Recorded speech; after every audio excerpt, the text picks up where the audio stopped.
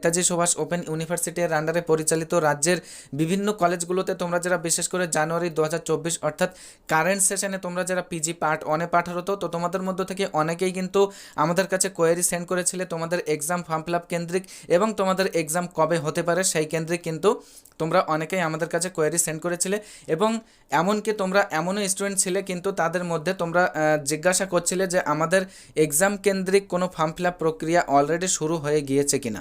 তো যাই হোক, আজকের ওভারঅল তোমাদের এই কোয়েরিজগুলোকে নিয়ে আমরা এই আলোচনা পর্বে তোমাদের ডাউট ক্লিয়ার করব। তো মূল আলোচনা পর্বে যাওয়ার আগে তোমাদেরকে বলবো, তোমরা যদি এরকম ধরনের এডুকেশন রিলেটেড বিশেষ করে এনএসওইউ রিলেটেড বিভিন্ন টপিকের উপরে সিম্পল এক্সপ্লেনেশন পেতে চাও এবং এই উদ্দেশ্যে তোমরা যারা অলরেডি আমাদের সাথে যুক্ত হয়েছে তোমাদের প্রত্যেককে অসংখ্য ধন্যবাদ। তোমরা যারা এখনও আমাদের সাথে যুক্ত হওনি তোমরা চাইলে আমাদের সাথে যুক্ত থাকতে পারো। তো এবার আসি আমাদের মূল আলোচনা পর্বে। দেখো, তোমাদেরকে প্রথমত বলবো, তোমরা যারা এই কেন্দ্রিক ভয় পাচ্ছিলে যে তোমাদের এক্সাম ফর্ম ফিল আপ শুরু হয়ে গিয়েছে কিনা, কেননা তোমরা অনেক স্টুডেন্ট কিন্তু বিভিন্ন গ্রুপগুলোতে তোমরা অ্যাড থাকো, তো বিভিন্ন গ্রুপগুলোতে কিন্তু স্টুডেন্টদেরকে আপডেট ইনফরমেশনসের নামে কিন্তু অনেক ভুলভাল তথ্যও কিন্তু প্রদান করা হয়।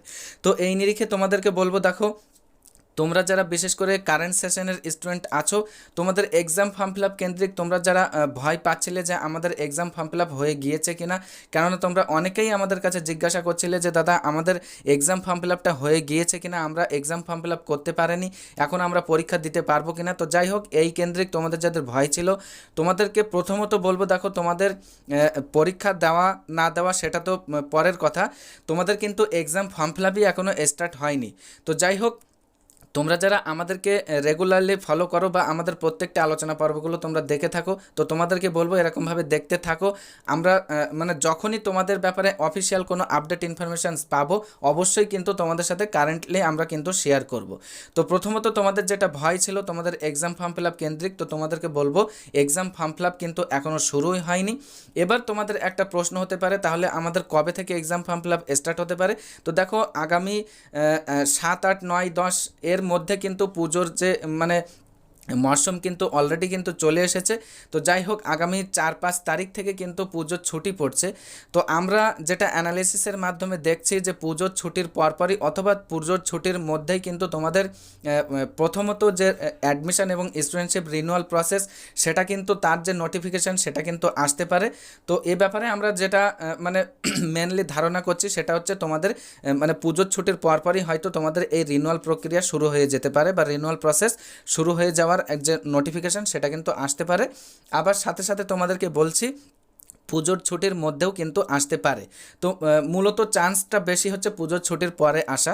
তো এবার তোমাদেরকে বলবো, যখনই তোমাদের অ্যাডমিশন এবং স্টুডেন্টশিপ রিনিউয়াল প্রক্রিয়া মানে শেষ হয়ে যাবে বা এক্সাম মানে ওই এক্সাম ফর্ম ফিল আপের আগে কিন্তু তোমাদের এই যে অ্যাডমিশন এবং স্টুডেন্টশিপ রিনিউয়াল যে প্রসেসটা এটা কিন্তু চলতি অবস্থায় তার মধ্যেই কিন্তু তোমাদের এক্সাম ফর্ম ফিল আপের নোটিফিকেশান সেটাও কিন্তু আসতে পারে। এবং তারপর তোমাদের প্রথমত যেটা এক্সাম হবে সেটা কিন্তু আগে থিওরি এক্সাম নয়, বরং তোমাদের আগে যেটা অ্যাসাইনমেন্ট এক্সাম সেটা কিন্তু আগে সম্পন্ন হবে। তারপরে তোমাদের মাঝখানে প্রায় 1 থেকে 1.5 মাসের মতো একটা গ্যাপ পাবে। তারপর কিন্তু তোমাদের থিওরি ফাইনাল রিটেন এক্সামিনেশন যেটা অন্য সেন্টারে গিয়ে দিতে হবে। তো যাই হোক, দেখো তোমরা যারা ভয় পাচ্ছিলে যে তোমাদের এক্সাম ফর্ম ফিল আপ শুরু হয়ে গিয়েছে কিনা বা শেষ হয়ে গিয়েছে কিনা, তোমাদেরকে বলবো দেখো এক্সাম ফর্ম ফিল আপ শুরুই হয়নি, শেষ তো হওয়া মানে পরের কথা।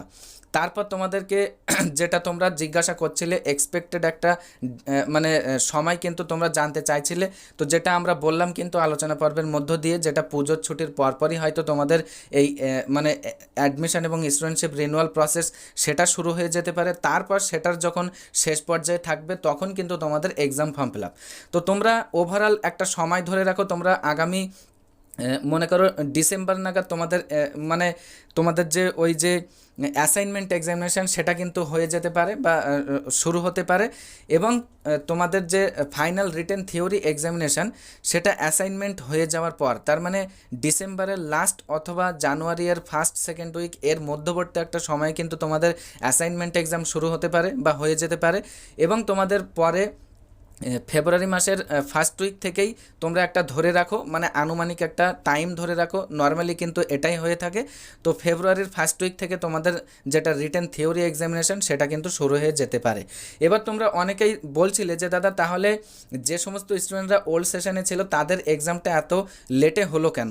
তো দেখো তোমরা কিন্তু প্রত্যেকেই অবগত আছো, মানে এই যে জানুয়ারি 2023-এর স্টুডেন্ট যারা ছিল, অর্থাৎ তোমাদের আগের সেশনের স্টুডেন্ট যারা ছিল তাদের এই এক্সাম কেন্দ্রিক কিন্তু সেম নোটিফিকেশান আমরা পেয়েছিলাম, অর্থাৎ ওই যে মানে ডিসেম্বর থেকে জানুয়ারি এবং ফেব্রুয়ারির ফার্স্ট উইক এই একটা সময়ে কিন্তু আমরা নোটিফিকেশান পেয়েছিলাম। তো যাই হোক, আমরা প্রত্যেকেই কিন্তু এটা মানে অবগত আছি যে 2024-এ কিন্তু লোকসভা ইলেকশন সেটা ছিল। তো এই ইলেকশন কেন্দ্রে কিন্তু তাদের এক্সামটা, অর্থাৎ ওল্ড সেশনের এক্সামটা কিন্তু অনেকটাই পিছিয়ে দেওয়া হয়েছিল। তো এই নিরিখে তোমরা অনেকেই প্রশ্ন করছিলে যে আমাদের এক্সামটাও পিছিয়ে দেবে কিনা ইউনিভার্সিটি। তো দেখো এই মুহূর্তে কারেন্ট সেশনে বা আগামী 2025-এ কিন্তু আমরা এই মুহূর্তে কোনো কিছুই সামনে দেখতে পাচ্ছি না যেটা কেন্দ্রিক তোমাদের এক্সামটা পিছিয়ে দিতে পারে। তো তারপরেও তোমাদেরকে বলবো, যদি তোমাদের কোনো ক্ষেত্রে যদি এক্সামটা এগিয়ে নিয়ে আসে ইউনিভার্সিটি অথবা পিছিয়ে দেয়, তো তোমাদেরকে বলবো তোমরা যারা এইভাবে আমাদের প্রত্যেকটি আলোচনা পর্বগুলো ফলো করে থাকো, এরকমভাবেই তোমরা দেখে যাও, তোমরা কিন্তু অবশ্যই জানতে পারবে একদম অথেন্টিক যেটা তোমাদের জন্যে অফিসিয়ালি যেটা পাবলিশ করবে ইউনিভার্সিটি, সেটাই কিন্তু তোমরা অথেন্টিক তথ্য কিন্তু জানতে পারবে আমাদের অ্যাম্বিশন ভাইবসের মাধ্যমে। তো যাই হোক, আশা করি তোমাদের ওভারঅল যে কোয়েরিজগুলো ছিল, আশা করি তোমরা সিম্পলি তোমাদের সেই ডাউটটা ক্লিয়ার হয়েছে এবং ভয় ভেঙেছে অলরেডি আশা করি। তো এর বাইরেও যদি কোনোরূপ কোনো টপিককে কেন্দ্র করে কোনো ধরনের জিজ্ঞাসা তোমাদের থেকে থাকে, তো তোমাদের সুবিধার্থেই কিন্তু আমাদের এই আলোচনা পর্বের ডেসক্রিপশন বক্সে আমাদের যে অফিসিয়াল হোয়াটসঅ্যাপ তার ডাইরেক্ট লিঙ্কটা কিন্তু প্রোভাইড করা আছে এবং আমাদের অফিসিয়াল ফোন নাম্বার 7872749841। তোমরা যে কোনো কোয়েরির জন্য তোমরা কিন্তু সরাসরি কল অথবা ওই ডাইরেক্ট হোয়াটসঅ্যাপ লিঙ্কের মাধ্যমে তোমাদের কোয়েরি আমাদেরকে জানাতে পারো। তো যাই হোক, আশা করছি তোমাদের প্রত্যেকটি ডাউট ক্লিয়ার হয়েছে।